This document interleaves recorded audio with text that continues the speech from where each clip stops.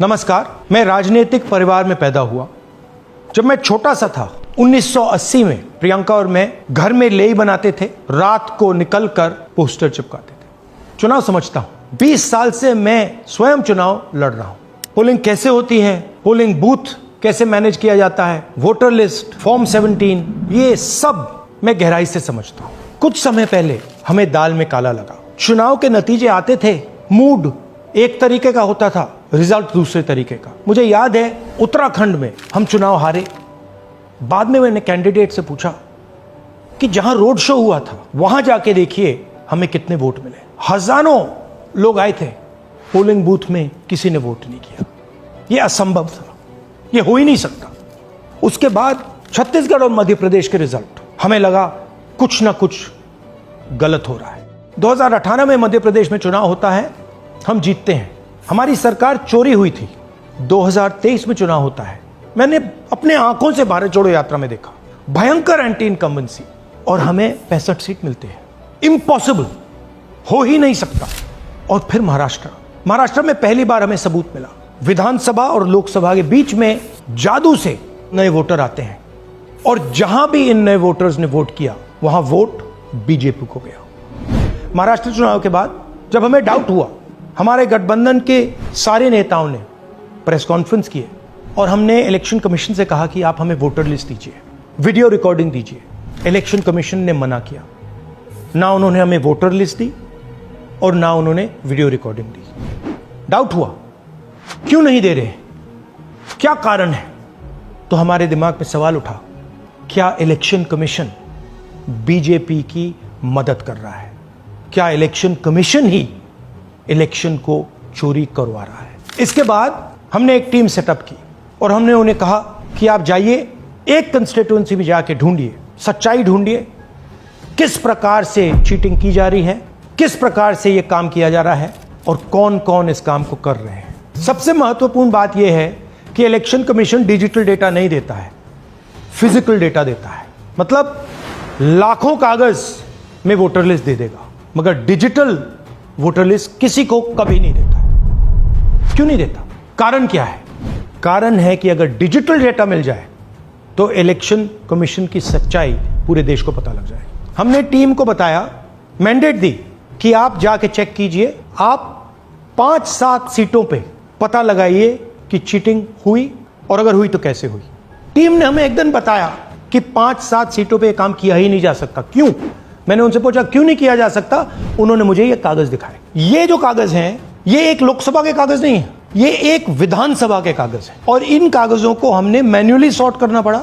और पूरा का पूरा काम जो हुआ है, इसमें 6 महीने लगे हैं, और एक असेंबली सीट में हम ये काम कर पाए हैं। क्यों? क्योंकि डिजिटल डेटा नहीं दिया जाता। अगर इलेक्शन कमीशन ने हमें डिजिटल डेटा दिया होता तो हम ये कार्रवाई पूरे देश में, हर लोकसभा में, हर विधानसभा में 15 मिनट में करके दिखा देते। हमारे पास अनलिमिटेड रिसोर्सेज नहीं है, इसलिए हमने ये रिसर्च सिर्फ एक लोकसभा में, एक विधानसभा सीट में की। मगर मुझ में अब पूरा भरोसा है कि ऐसी 100 से ज्यादा सीटें हैं हिंदुस्तान में। जो यहां हुआ है उन सीटों में भी हुआ है। और याद रखिए, अगर बीजेपी को 10-15 सीटें कम आती तो आज नरेंद्र मोदी प्रधानमंत्री नहीं होते, इंडिया गठबंधन की सरकार होती। जांच ने 5 तरीके की चोरी पकड़ी है। डुप्लीकेट वोटर, जिसका मतलब एक वोटर के नाम वोटर लिस्ट में अनेक जगह आ रहे हैं। फेक एड्रेस, मतलब एड्रेस है ही नहीं या फिर house number 0। Bulk voter in single address, मतलब एक छोटे से घर में 40, 50, 60 लोग रह रहे हैं। इनवैलिड फोटोज, छोटी सी फोटो है या फिर फोटो ही नहीं है, और वो जो छोटी फोटो है वो दिखती भी नहीं है। कौन है, किसका चेहरा है, नहीं पता लग सकता। Misuse of form 6। Form 6 first time voters के लिए होती है, मतलब जिनकी एज 18-20 साल की हो, मगर वोटर लिस्ट में 90 साल के लोग फॉर्म 6 का प्रयोग कर रहे हैं। चुनाव में 6,50,000 वोटर थे, उसमें से 1 लाख चोरी के थे।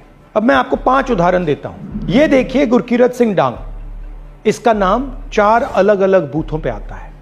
यह कैसे हुआ और क्यों हुआ? एक और उदाहरण, विशाल सिंह, वाराणसी में वोटर लिस्ट में नाम है और बेंगलोर में 2 बार वोटर लिस्ट में नाम आता है। क्या ये वाराणसी में वोट कर रहे हैं या बेंगलोर में वोट कर रहे हैं या दोनों जगह वोट कर रहे हैं? एक और उदाहरण देखिए, हाउस नंबर 0। तो आपने कभी सुना है हाउस नंबर 0? हमने तो नहीं सुना था, मगर बेंगलोर में हजारों हाउस नंबर 0 हैं वोटर लिस्ट पे। हाउस नंबर 35 की कहानी सुनिए। छोटा सा घर है, ज्यादा से ज्यादा 4 लोग रह सकते हैं, मगर इस 35 में 80 लोग वोटर लिस्ट में रजिस्टर्ड है। ये ईआरओ ने कैसे अप्रूव किया, क्यों अप्रूव किया, पता लगाना है। अच्छा, अब ये देखिए वोटर लिस्ट, इनकी फोटो देखिए, या फोटो है ही नहीं या फिर छोटी छोटी फोटो है तो दिख नहीं सकती। इन वोटर आईडीज पे वोट दिया गया है। अब मैं आपको बताता हूं शकुन रानी की कहानी। फर्स्ट टाइम वोटर बनी है, 70 साल की आयु है। एक बार फॉर्म 6 का प्रयोग किया और उसके कुछ ही महीने बाद दूसरी बार फॉर्म 6 का प्रयोग होता है। 2 बार इनका नाम वोटर लिस्ट में आता है और फर्स्ट टाइम वोटर की लिस्ट में आता है। ये फर्स्ट टाइम वोटर हो ही नहीं सकती। तो क्या शकुन रानी जी ने वोट किया या किसी और ने शकुन रानी जी के लिए वोट किया? ये ही छुपाने के लिए सीसीटीवी का डेटा हमें नहीं दिया जा रहा है। और ये शकुन रानी जी अकेली नहीं है, ऐसे हजारों लोग हैं जिन्होंने फॉर्म 6 का प्रयोग करके 2-3 बार वोटर लिस्ट में नाम डाला है। हमने पहले इलेक्शन कमीशन से इलेक्ट्रॉनिक वोटर लिस्ट मांगी थी, सीसीटीवी फुटेज मांगी थी। उन्होंने अपना काम नहीं किया, हमें नहीं दिया। फिर हमने अपना इन्वेस्टिगेशन कराया, आरटीआई भरे और हमारे पास डेटा आया। भाई और बहनों, सच्चाई यह है कि हिंदुस्तान में इलेक्शन कमीशन और बीजेपी मिलकर इलेक्शन चोरी कर रहे हैं। यह पूरा का पूरा सबूत ब्लैक एंड व्हाइट में आज हमने आपको दिया है। इलेक्शन कमीशन जानता है कि हमने उनकी चोरी पकड़ ली है, इसीलिए एसआईआर आया है। यह एसआईआर जो है इंस्टीट्यूशनलाइज चोरी है। इलेक्शन कमीशन खुलकर बिना डरे बीजेपी के साथ मिलकर चोरी कर रहा है। और ये जो एसआईआर है, इसका लक्ष्य गरीबों का जो हक है, उनका वोट जो है, उनसे चोरी करने का है। मैं आपको एक और बात बताना चाहता हूं। इस पूरी इन्वेस्टिगेशन में हमने वोटर एडिशन को देखा है, मगर जितना एडिशन होता है शायद उससे ज्यादा डिलीशन होता है, सबट्रैक्शन होता है। तो ये सिर्फ एक मेन तरीका हमने पकड़ा है, दूसरे तरीके पे हमने इन्वेस्टिगेशन की ही नहीं है अभी। मैं इलेक्शन कमीशन और इलेक्शन के ऑफिसर्स को साफ कह रहा हूं, आप जो कर रहे हो गलत कर रहे हो, ये ट्रीजन है, देश के खिलाफ है। ये मत भूलिए, टाइम आएगा हम आपको पकड़ेंगे, बचने वाले नहीं हो। It is critical that we expose voter चोरी।